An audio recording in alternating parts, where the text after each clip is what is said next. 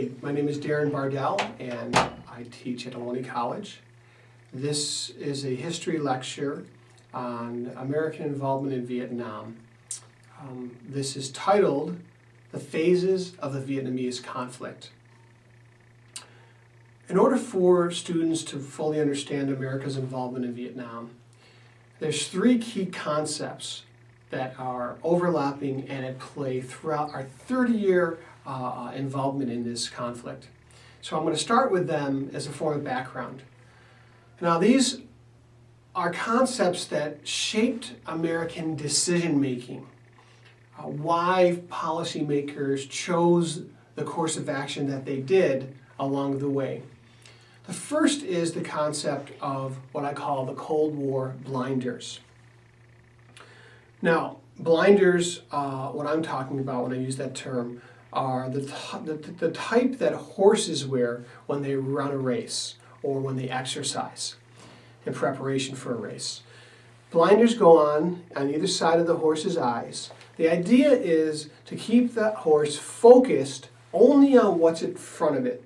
The either open track, the finish line, or other horses, and not to focus on what's happening around it. The second concept is the notion of a prism. Now, a prism distorts light. It takes light in, it bends it, distorts it, and it breaks it down into its Roy G. Biv breakdown. Red, orange, yellow, green, blue, indigo, violet, etc. Okay, so the way that the Cold War prism and the Cold War blinders worked in Vietnam is that U.S. policymakers had these blinders on. In other words, they looked at Vietnam, what was happening there, and they made decisions with these blinders on. So they could only see kind of what they wanted to see or what they needed to see based on the theories and principles they developed with the Cold War against the Soviet Union.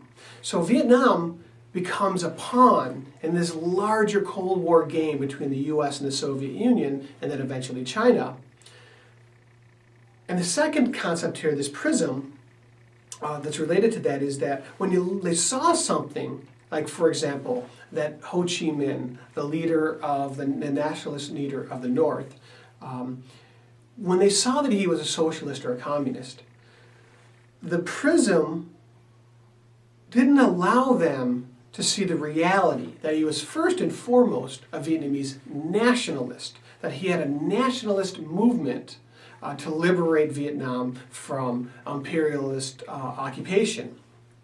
And that this had been going on first with the Chinese, then with the French, and then with the Japanese, who occupied, as we know, Vietnam through World War II. So when the U.S. come into it, and they are seen as another occupying nation by the Vietnamese people, especially the Vietnamese people of the North, and by Ho Chi Minh, the U.S. don't see it that way. They see the reality based on their Cold War philosophy and doctrines. Okay, the second notion here is the idea of incrementalism. Now, the way this affected U.S. policymaking in Vietnam is this. One president would make a decision about Vietnam and about how many troops to have there, about what to do, where to bomb. Then that president would either leave office or be voted out of office, and another president would come in. And they would incrementally take the U.S. deeper into the involvement into Vietnam. And so by the third or fourth president, they don't even remember why the first president had us involved in Vietnam in the first place. That's so far removed because of this long, incremental, slow process of becoming involved in Vietnam. And so they're making decisions without even realizing how deep their nation is in. The other problem with incrementalism is that it's hard to get out because you're so deep in the process by the time you come along and you make your decisions, because you've incrementally committed yourself to this event, to this war, that it's very hard to pull yourself out. Okay. Last, and probably the most significant factor that affected decision-making on the negative side, poor decision-making, was an ignorance of Vietnamese culture and history that almost universally was shared among American policymakers throughout all these phases I'm going to lecture on today. The idea here is that U.S. decision makers, people working in the State Department, who gave advice to the high-level people, they did not have a background in Vietnamese culture, Vietnamese language, Vietnamese history. And so they would make decisions that were ignorant or ignored the subtleties that happened within a culture. So to give one basic example here, we had a policy that came into effect about 15 years into the war, where American servicemen were rounding up villagers and taking them out of their villages and putting them into what they called safe zones. And the idea was that they would protect them from the communist forces in the area, and they'd be easier to watch over them if they relocated them to an area that American forces had secured. The problem with that is the Vietnamese, part of their religious practices, part of their culture, was that they worshipped their ancestors, and they buried their ancestors on their property, on their land. And so their land becomes sacred at that point. And so you can't relocate people off of their sacred land. You can relocate people off of land, but now when the land itself has become sacred to them. And so this caused a big disconnect and problem between the American policymakers and the Vietnamese.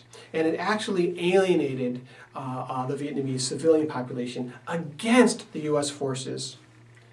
Okay, all of those things will conspire as we look at these next few phases of American involvement. Phase 1 begins from 46 to 54, so 1946 to 1954. It is what I call the money phase. And really the only way that we're involved in Vietnam at this phase is that we are supporting the French occupation or reoccupation of Vietnam. We learned from our lecture on World War II that after the war, after the Japanese were defeated, they left their occupation of Vietnam, and the French came back in. We know they were there before the Japanese came in and pushed them out. And so, right off the bat, you know that that's not going to leave a very good taste in the Vietnamese people's mouth, right? They've got the occupation of the French, they're pushed out, occupied by the Japanese, they're pushed out, and then reoccupied by the French. Now the U.S. supported the French in Vietnam for that first phase that I'm talking about there from 1946 to 1954, until a very important event happened where the Vietnamese were significantly defeated in a famous battle and gave up the fight. So that gets us into our next phase of U.S. involvement, phase 2, the Eisenhower phase, what I call sink or swim with Diem. Diem, spelled D-I-E-M, was the leader of South Vietnam that the U.S. supported. Now, one of the more interesting things about Diem was that he was a Catholic in a predominantly Buddhist nation. And he was an aristocrat, educated in France, and very aloof and separated from the average poor Vietnamese peasant. And so not a very popular leader, to say the least. However, as we know from the Cold War and the philosophy and the strategy of U.S. policy during the Cold War, we always support pro-Western leaders. Whether they be dictators, popular, unpopular, doesn't matter. What matters is, do they support the United States? Do they want to institute open markets, free markets, and capitalism? And Diem did. Now, during this phase 2, the U.S. is only involved through the CIA, so very covertly. If you asked any American in the 1950s if they even knew where Vietnam was or had ever even heard of the nation, very few people would answer in the affirmative. So it's during this period that we're trying to covertly support the Diem regime and government in the South.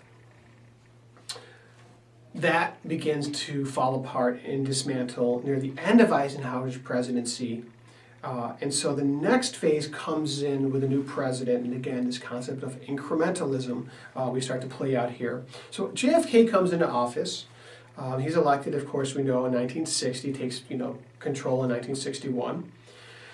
And I call this phase, phase 3, JFK's counterinsurgency phase. So the U.S. is involved during this phase through a new doctrine that, again, is called counterinsurgency, where the U.S. is going to send military advisors to train the South Vietnamese on how to resist and fight against the North Vietnamese.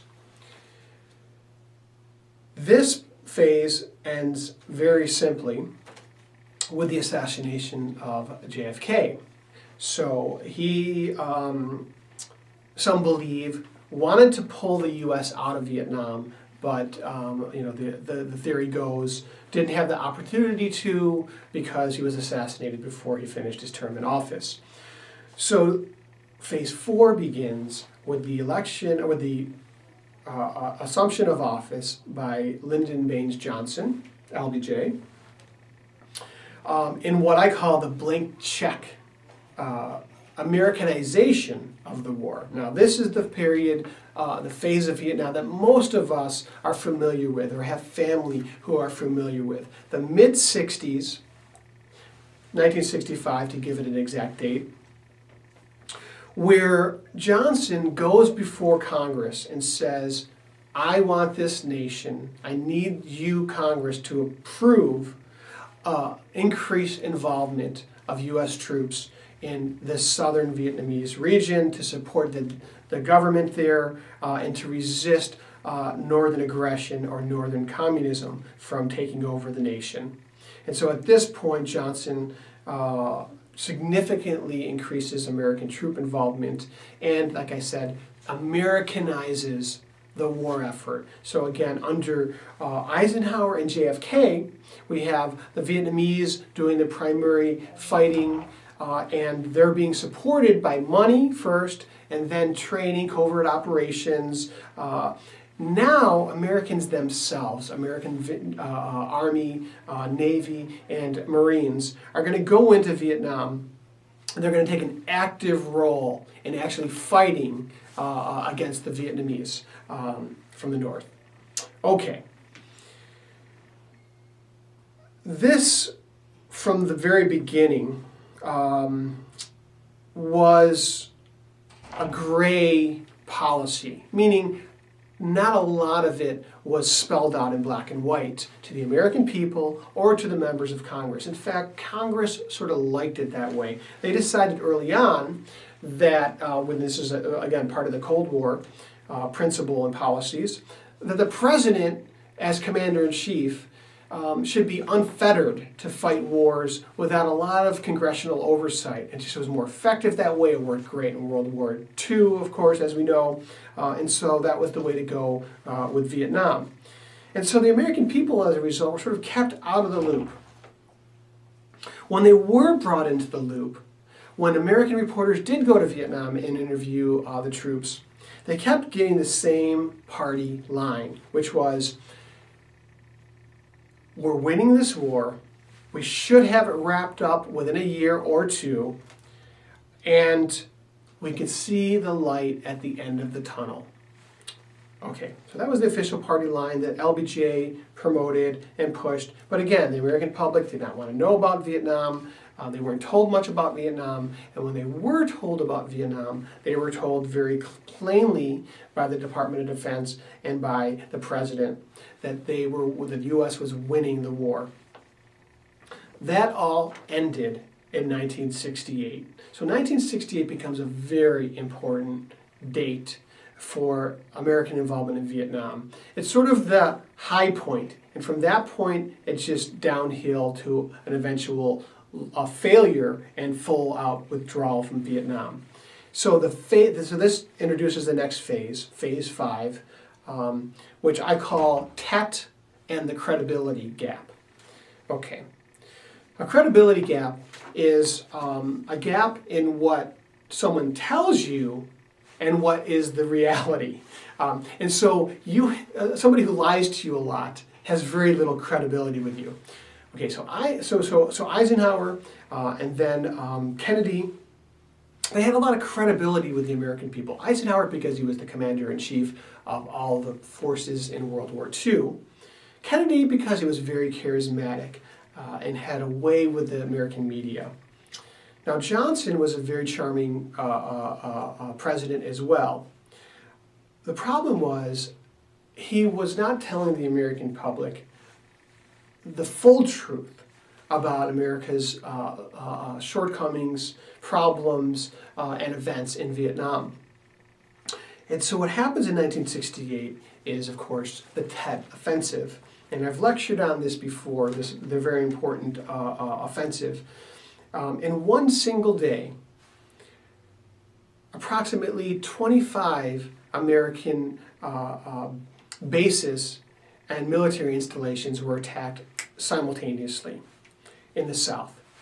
And so what that does is, to an outside observer looking at this, it tells you that the Vietnamese and the North were able to coordinate over a long period of time a lot of troops to do this offensive and attack all these military installations.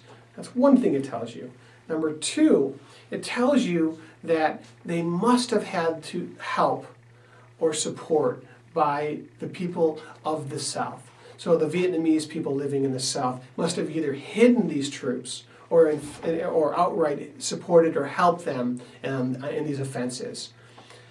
Now, that's after we have been told, LBJ and the Pentagon giving these formal press releases and statements saying that America was winning the war, that the South wanted us there, that they supported us over the North Vietnamese. And so what this event clearly showed was that that wasn't true. There was a credibility gap over what the Pentagon was saying, the president was saying about the South, and what was the truth on the ground. The next thing it tells you and shows you is that this war is far from over. And remember, we've been told that the president and the Pentagon had kept putting out messages, and I showed you some of these videos in class, that the famous metaphor was, there is light at the end of the tunnel. And any day now, this war is going to be over. Well, Tet proved that that was not the case, that this war could probably go on for much longer. Okay. Based on this clear political victory by the North Vietnamese, their attempt, of course, to unify the country, Johnson decides that he's not going to run for re-election in 1968. So basically this ruined Johnson's re-election chances. It opens the door for Richard Nixon to come into politics again, come back into politics, and run for the presidency in 1968 and win. Okay, so phase 6 of this is, again, probably a phase your family, people who you may have talked to about Vietnam, will remember very distinctly. And that's the two terms of Richard Nixon. I call this the Vietnamization of the war, 1968 to 1975. In this phase 6, Nixon decides that yes, we're still going to support the Vietnamese, we're going to send American troops to fight in Vietnam, but we want to put more of the burden on the Vietnamese people themselves, the Vietnamese soldiers, the Vietnamese citizens. So we're going to recruit more Vietnamese for the military services, and we're going to put the fighting more on their shoulders. Okay, you probably have heard something very similar in discussions of Afghanistan and Iraq today, where the American occupational forces are there, and they are starting to scale down and withdraw, and the idea is that they're going to leave the fighting and the defense of their nation to the people of Afghanistan or Iraq, respectively. This is very much what they were trying to do here in Vietnam. The problem was, in this phase and in this period that the Vietnamese people did not want to take on this responsibility, that this was not a very popular war to begin with, and they were not capable, for whatever reason, and we can discuss those later, of putting up a good defense against North. And so it's in this phase that in order to sort of continue to take the fight to the Vietnamese, Nixon makes the fateful decision to bomb the North. So just to give you a sense of scale on bombing of the North, the U.S. will drop more tonnage of bombs on North Vietnam than all of the armies dropped in World War II combined. That's the U.S., the British, the Germans, the Italians, the Japanese. We will drop more bombs in this phase and under Richard Nixon on the North than all of the armies dropped in World War II combined. Okay, so that'll give you a sense of the scale of this new Vietnamization process under Richard Nixon. This all comes to a screeching halt in 1973, and it rages on for about 5 years there, but to no avail, and was not successful at bringing the North Vietnamese to the negotiating table. In fact, it failed miserably. It turned international opinion against the United States. And so Nixon throws in the towel. There's a very famous peace delegation that meets up in Paris, and they sign an agreement, and the U.S. begins to withdraw forces from South Vietnam. But the story is not over yet. In the process of withdrawing forces from 1973 to 1975, the North scales up its occupation or reoccupation of the South. And little by little, town by town, region by region, South Vietnam is becoming engulfed by North Vietnamese communist forces. It all comes to a head in 1975 with what they call the Fall of Saigon, where the last U.S. forces completely withdraw while there's an advancing Vietnamese army coming into the city of Saigon. Of course, now renamed Ho Chi Minh City.